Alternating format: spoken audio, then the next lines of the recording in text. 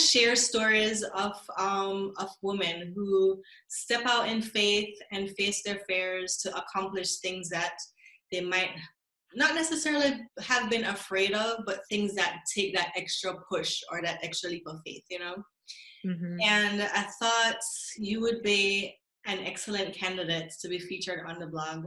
I have known you since you were a child, and I was trying to think, like, at what point did I meet you? You must have been about 6. Oh my gosh. Seriously, because I was in high school. Mm-hmm. So, backstory, Roseanne's sister and I have been best friends since high school. And I think your sister and I met when we were 10. So you must Wow. have been, what, 4? 5. 5. So I've known you since you Yeah. were 5. And you and I, we've traveled a lot together. We've been to China together. We had the time of our lives in China. We did like 7 cities in 2 weeks. So that was incredible. It was so much We fun. went to Morocco and Spain together. And I Mm-hmm. actually want to talk about that trip because I remember it was 3 of us. It was me, you, and my friend Latoya.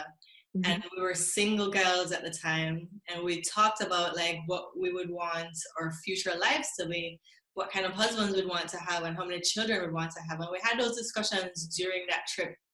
And when we got back from Morocco, literally within that year, me, you, and Latoya, we met the men that we'd marry. We all Oh, got married one after each other, and we we sure all had did. sons one after each other. So I thought that was incredible. There was something about that trip that just got the fairy dust or the faith or something going. So when we came back, we all just got married and we had our children and we all had boys. So I wanted to talk about your journey. Mm-hmm. How has it been growing up? You went to China and lived 2 years on your own, and you came back. You got heavily involved in your faith at church. You Mm-hmm. got married. You became a mom to 2 wonderful boys. You wrote 2 books. So let's talk about that journey. All right, sure. So yeah, I was born in Connecticut, but I grew up in Jamaica. So I lived in Jamaica for 16 years, had the best time of my life. Growing up in Jamaica was just so much fun, heavy culture, amazing food, great music, and just a strong pride. So if you know any Jamaican, you know we're just like, yeah, Jamaica's the best, right? So I grew up with that kind of pride. So that has always stuck with me. Part of me being Jamaican is it gave me a strong sense of who I am as a woman and as someone with a strong culture. So after I graduated high school, I moved to New York to live with my dad. At the time, my parents had recently, well, actually, no, they were divorced for a couple of years at that time. So I was living with my dad so that I can do college. So I moved to New York, navigating. It wasn't so much of a new space because I came to New York every summer to visit and just have some good times. So New York was not so new, but living in New York was new. So I started at community college doing travel, tourism, and hospitality. So when you hear Shireen talking about all these things that we did, travel was always a passion for me. And it's something that I grew up with as well. My dad worked in the travel industry. He worked at an airline. So we would travel all over the place. My mom would take me to places when I was a baby up until, like I was much older. And I always had this passion for traveling. So Shireen and I, we went to Thailand, went to Bangkok and Phuket. We went to, all these places that she named, and we had such an amazing time. And I think a part of traveling has been a huge learning lesson for me in terms of not being afraid, because a lot of times people say, oh, you're a young woman, you can't just go places with your friends.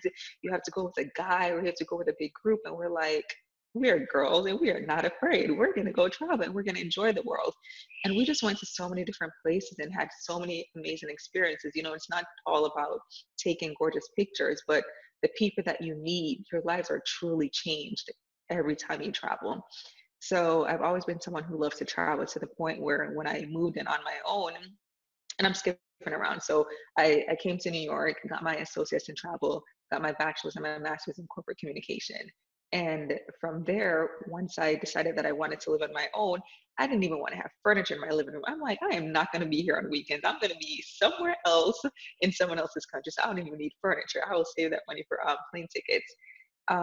But the reason that I mention all of that is because travel has really shaped who I am. So there's certain things that change who you are or contribute to who you are. And I think where you've lived, the people who you've met, the books you read, all those things are important to the person who you become over time, right? So Wait, I'm gonna stop you and cut you because you're missing a yeah. very important point. You mentioned two things about not being afraid and travel.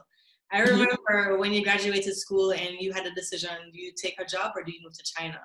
And I Mhm. think we had a conversation about that. And I know being Jamaican, like Jamaican parents are very protective. So I don't know if Right. your mom was like, do not move to China. You know what I mean? I don't know if you got that fear projected on you by other people. But what was Mhm. that experience like? Because I remember where you lived in China too was very rural. And Mhm. I think the people there, they've never seen Black people before. So you are the only Black woman in this community. Yeah. And what was that like? So going back to your first question about the conversation with my mom, I did not have a conversation with my mom. I spoke and she made noises as if she was just moaning and groaning. I'm like, Mom, are you there? Are you okay? I said, Mom, I have this opportunity. I can move to China. She was like, mm-hmm. And I'm like, okay, what does that mean? Like she really didn't say anything about it. Eventually she came around and she supported what I wanted to do. But, you're talking about sending your Jamaican kid to a country where there's a different language, and I did not speak Chinese. It's a different culture. I didn't know the culture. And we're talking about a different time zone, depending on daylight savings, it's 12 or 13 hours time difference. So you're thinking, okay, I can't call my daughter during this time because she's sleeping. She can't call me because, whatever. So with my dad, it was interesting because I remember a few months before this opportunity to move to China came, I wanted to move to New Jersey. We were living in New York, and a friend and I wanted to move to New Jersey. So I was like, oh, Dad, my girlfriend who, she wants us to move to Jersey together. What do you think? He's like, oh, you should want to stay home and be safe. And why would you want to spend money when I'm here paying the rent? Like he just gave me all these reasons why it wasn't a good idea. So when the whole China conversation came, I'm like, okay, this is not going to go over well. So I was like, oh, Dad, I was looking at jobs and I found a job in China. He's like, oh, in Chinatown? I'm like, no, in China. And he was like, and this is my dad who is a big traveler and everything, but the same person who I just had the conversation with a couple months before about moving to Jersey, which is like 30 minutes away. And when I said, no, China, he goes, okay, well, I got to get my visa ready. Wait, what? You didn't want me to move to Jersey a couple of months ago, but I can move to a whole continent.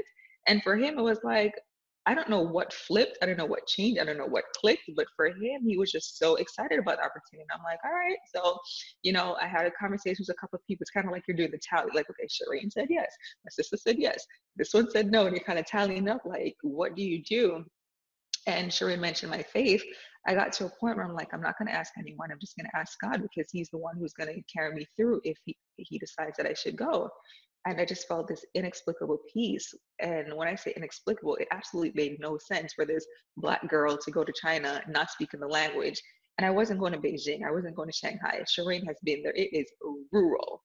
When I tell you that these people are walking around looking at me, trying to touch my skin, touching my hair, they're like, I had little girls saying to me in Chinese, why are you Black? I said, oh, because my blood is blue. They're like, oh, like you could just make up all these stories. This is how uninformed they were. Like their TV wasn't picking up stations in America. When my dad came to visit us, they thought he was Michael Jordan. This was the extent of Black people they've seen, right? So